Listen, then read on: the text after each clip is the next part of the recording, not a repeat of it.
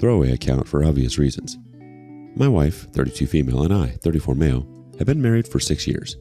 We don't have kids yet, but we've been talking about it for the past year. I bought a dashcam after nearly getting sideswiped on the highway. Nothing fancy, just a basic model that records when the car is running and has a parking mode to activate with motion. I installed it myself and didn't think much of it afterwards. Things started feeling off a few weeks ago. My wife began acting differently, staying late at work, being secretive with her phone, and generally being distant. At first, I chalked it up to stress from her new job. She was working for a demanding boss and was still trying to prove herself. But then I noticed more concerning behaviors. She started texting constantly but would quickly hide her phone whenever I walked into the room. She changed her phone password for the first time since I've known her. When I asked her about it casually, she said she was worried about data breaches at work and was updating all her passwords. 3 times in 1 week, she claimed she needed to stay late to help her boss prepare for important meetings. I offered to pick her up after work one night, and she got weirdly defensive, saying I didn't need to do that, and she'd just take an Uber home. Then, she started putting more effort into her appearance. New clothes, new lingerie I'd never seen before, more makeup. Again, I tried to rationalize it. Maybe she was just trying to look professional at her new job. But combined with everything else, my suspicions were growing. The breaking point came when she told me that she had a team-building dinner on a Saturday night. Who has work events on Saturday nights? She came home around 11:30 smelling like alcohol and cologne that definitely wasn't mine. I checked our shared cell phone bill and found dozens of texts to a number that wasn't saved in her contacts. When I casually asked her who she was texting so much lately, she got defensive and accused me of spying on her. She asked why I was monitoring who she texted and if I didn't trust her. I backed off, not wanting to reveal how much I suspected. Instead, I decided to keep my eyes open and gather more information. I had a business trip scheduled for 3 days. It was a routine thing, nothing special, but my meetings wrapped up early, and I decided to head home a day ahead of schedule. I called my wife to let her know I'd be home early, and she sounded weirdly disappointed. She said she had already made plans to have dinner with a coworker, but she'd cancel. I told her no need to cancel since I'd be getting in around 2 p.m., so she could still do dinner. She seemed relieved. When I pulled into our driveway the next day, my dashcam activated as it always does when it detects motion. I didn't think anything of it at the time. I was about to get out of the car when I saw a black BMW pull up behind me. I recognized the car immediately. It belonged to my wife's boss. I'd seen it at the company holiday party a couple months back. Instead of getting out, I pretended to be on a phone call. Through my rearview mirror, I watched as my wife came out of the house. She was wearing a silk robe I'd bought for her anniversary. She walked up to her boss's car, leaned in through the window, and kissed him. Not a friendly peck, but a full-on passionate kiss. Then she took his hand and led him inside our house. I felt like I was going to throw up. I backed out of the driveway, drove down the street, and parked where I could still see our house, but wouldn't be noticed. I pulled out my phone and started recording video of her front door. I sat there for 90 minutes, feeling numb. Finally, the front door opened and her boss walked out. My wife followed him, still in her robe. They kissed again, right there in the doorway, completely visible to anyone passing by. He got in his car and drove off. I didn't confront her immediately. Instead, I drove to a hotel, checked in, and downloaded the dashcam footage to my laptop. I made multiple backups of everything. The dashcam footage, the video I took on my phone, screenshots of the text messages from the phone bill. Next morning, I called a lawyer. I explained the situation and asked about my options. Since we live in a no-fault divorce state, the infidelity wouldn't affect the division of assets much, but the lawyer advised me to gather as much documentation as possible anyway. The apartment was in my name only since I'd owned it before we got married, which gave me some leverage. I spent the day gathering financial documents, making copies of everything important, and securing my personal belongings. I returned to the apartment when I knew she'd be at work and packed up some essential items, just in case things got ugly.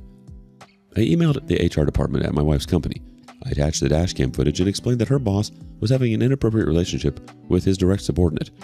I knew this violated their company policy. I'd heard my wife mention it before when a different department had a similar scandal.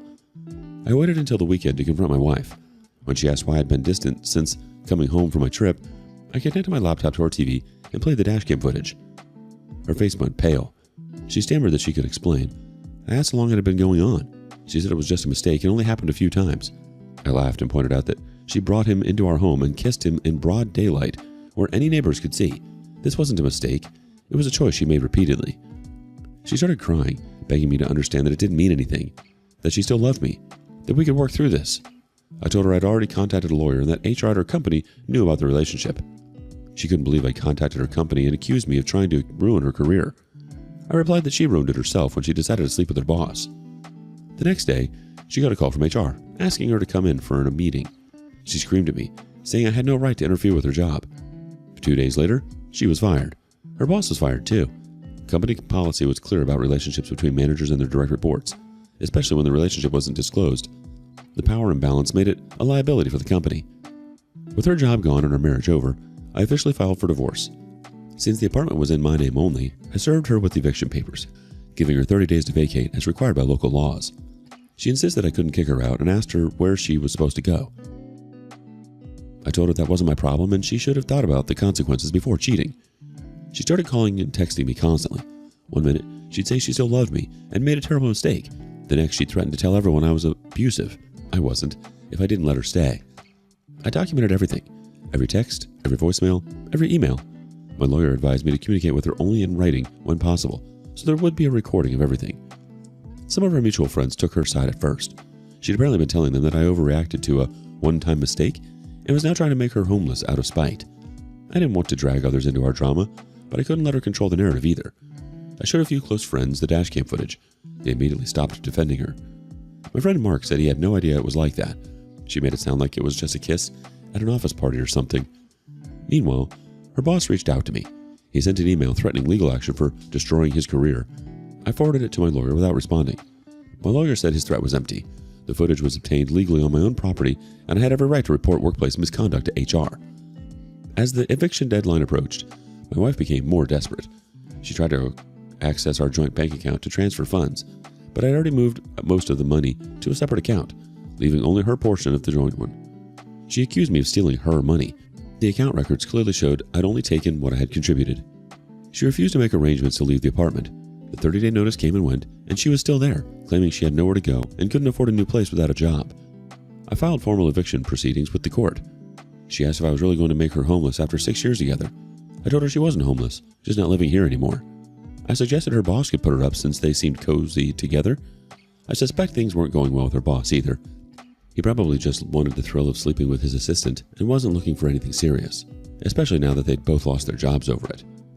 I installed security cameras in the common areas of the apartment, with my lawyer's approval, to protect myself and my property. It was a good thing I did because I caught her damaging some of my belongings out of spite. She accidentally spilled wine on my gaming computer and didn't realize she'd scratched my car key across my leather couch. I documented everything and added it to the eviction case. The court date was set, and I was confident I'd win. The apartment was in my name, I had documentation of her destructive behavior, and I had followed all the legal requirements for eviction. The eviction hearing is coming up soon. I should be able to get her out of the apartment quickly. The divorce will take longer, but at least I'll have my space back.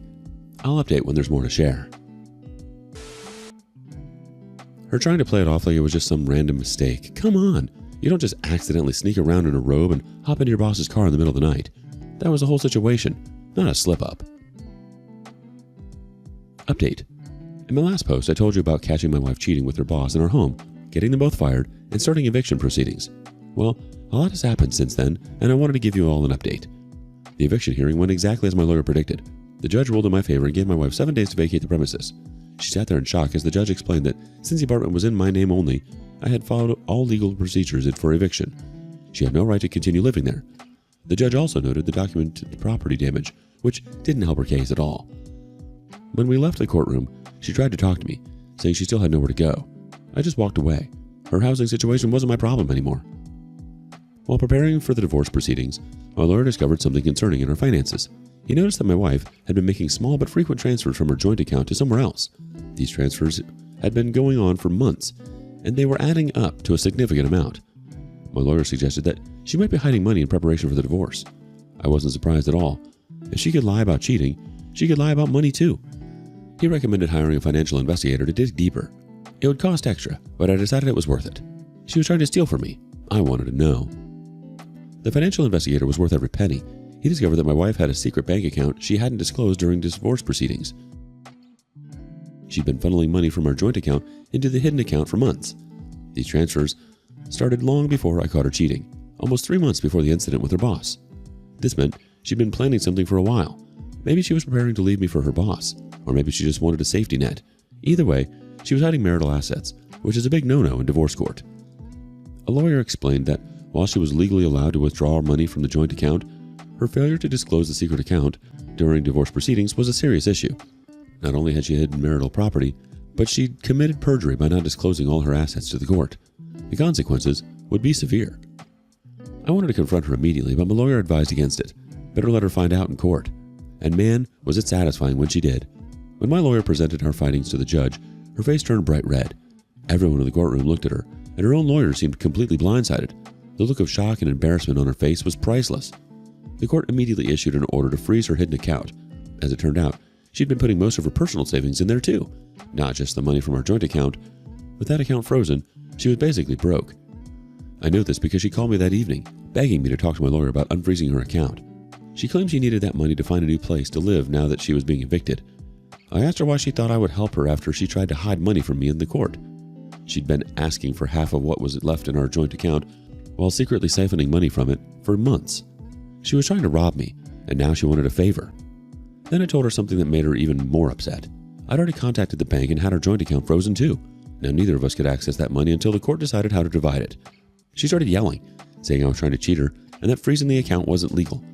I explained that the bank would only unfreeze it if we both agreed, and I had no reason to do that. I had my own personal savings that I had properly disclosed to the court, so I wasn't doing anything illegal, unlike her. The financial deception completely backfired on her. In the final divorce settlement, I was awarded all the money in our joint account and 70% of the money in her hidden account. Her lawyer managed to argue that some of the money was from her personal earnings, which is why I didn't get 100% of it. But still, it was a significant win for me. She also couldn't get alimony. Her lawyer tried, but since she had a job before getting fired and had attempted to hide assets, the judge denied the request. On top of that, she was ordered to pay a fine for the perjury and cover the cost of the financial investigator who uncovered the secret account. By the time everything was finalized, she was in a terrible financial situation. About 2 months after the divorce, she reached out to me again. She said she was struggling to stay afloat financially. The divorce had drained her resources, and her cousin, where she'd been staying, was getting tired of having her around. Apparently, the cousin had been dropping increasingly obvious hints about when would she be getting her own place.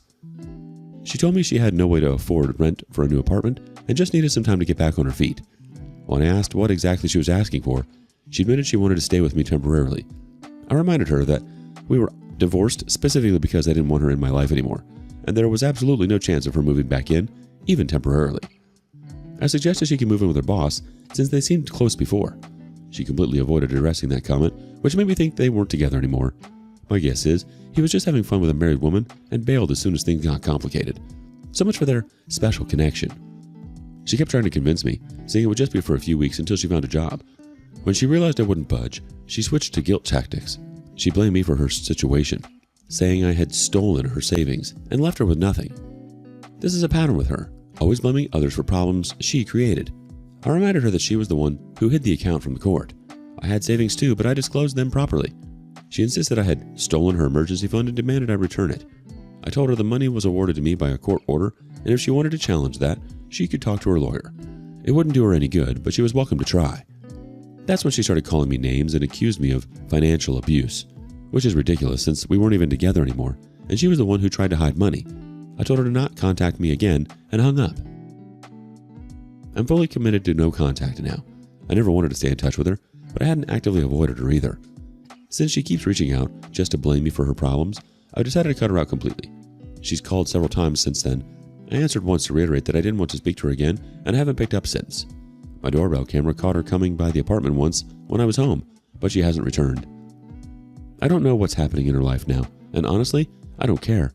I assume her cousin eventually kicked her out and she had to find somewhere else to stay. She had a good life and threw it all away for someone who clearly didn't care about her beyond the excitement of the affair. Thanks for the comments and all of the support. She really thought she could cheat, lie, siphon money, and still come out on top? Unreal. And then to have the nerve to ask for a place to stay after all that? Some people have zero self-awareness. Final update. I figured I'd give you all the final chapter of this saga. A lot has happened, and I think this will be my last post. First, the divorce is officially finalized. All assets have been divided according to the court's ruling, and I'm legally a single man again. The apartment is completely mine, though I've decided to sell it and move somewhere new. Too many bad memories here, and I'm ready for a fresh start. A month after my last post, I received a message from a woman I didn't know. It turned out to be my ex-wife's boss's wife. She had somehow found me online and wanted to talk. I agreed to meet her. She thanked me for exposing the affair. Apparently, this wasn't her husband's first time cheating with an employee. She'd suspected something was going on for months, but had no proof. When I reported them to HR and they both got fired, it confirmed her suspicions. She'd filed for divorce immediately after finding out. Her divorce settlement was substantial since they'd been married for 15 years and had significant assets. She got the house, half of his retirement, and considerable alimony. He was now living in a small apartment and struggling financially after losing his high-paying job. No company wanted to hire him after finding out he was fired from his last position. She also mentioned that her ex-husband and my ex-wife had briefly lived together after they both got evicted. Her from my apartment, him from their house. But it only lasted about 3 weeks before they had a massive fight and split up. Apparently the relationship wasn't so magical when they had to deal with real-life problems like unemployment and housing insecurity. Speaking of my ex-wife, she's made several more attempts to contact me since my last update. She even created a new email address and social media accounts to get around my blocks, begging for financial help. I documented everything but didn't respond. 2 weeks later, I received a formal letter from her new lawyer, a different one than her divorce attorney, threatening to sue me for intentional infliction of emotional distress and defamation. The letter claimed I had maliciously reported her to HR and shared private videos with the intent to destroy her reputation and career. I forwarded the letter to my lawyer, who responded with a scathing letter of his own. He pointed out that the dashcam footage was legally obtained on my own property, that reporting workplace misconduct to HR is protected activity, and that truth is an absolute defense to defamation. He also mentioned the restraining order and suggested that further harassment could result in criminal charges. We haven't heard from her or her lawyer since. I learned that my ex-wife finally found a job at a small local company, making significantly less than she did before. She's living with a roommate in a cheap apartment across town. She's apparently been telling anyone who will listen that I overreacted to her one mistake and vindictively destroyed her life. Fortunately, most of our mutual friends know the truth and have stopped engaging with her. As for me, I've been focusing on healing and moving forward. I've been in therapy, which has helped me process the betrayal and work through trust issues. I even went on a few casual dates. The apartment is now on the market, and I've already had a few promising showings. I'm looking at places in a different neighborhood, possibly even a small house with a yard. The divorce settlement left me in a good financial position, so I have options. That dashcam was the best purchase I ever made. The boss's wife and I have kept in touch casually. We're not close friends or anything, but we check in with each other occasionally. She's doing well and has started dating again, which is encouraging to see. Thank you all for support and advice throughout this journey. It has helped more than you know to have people validate my feelings and confirm I wasn't overreacting. Here's to new beginnings and leaving toxic people in the past. Your ex and her former boss torched their own lives. 3 weeks? That's almost impressive in how fast it crashed and burned. Her actions had consequences and now she's facing them, without the backup plan she thought she had. Therapy, dating, selling the apartment. You're really reclaiming your life, OP, and that's awesome. And yeah, that dashcam was the best investment ever. Let's all take notes. What's the craziest thing your dashcam has caught on camera? Let us know in the comments below. And thank you for joining us today on Our Space. Be sure to like and subscribe and hit that notification bell so you don't miss out on our next video. See you next time.